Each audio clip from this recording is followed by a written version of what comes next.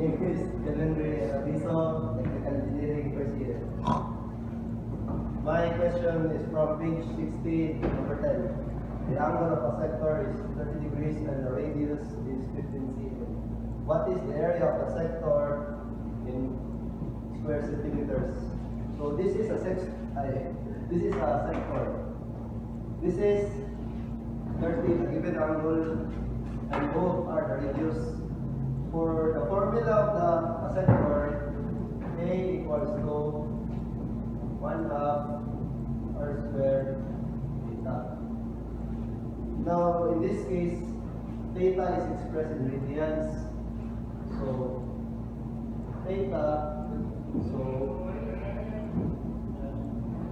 1/2 r squared pi 180 times theta, this given angle. So now we just substitute the given elements.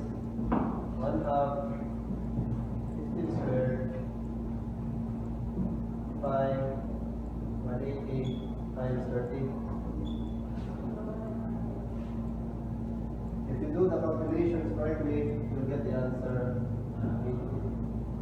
18.75 square centimeters.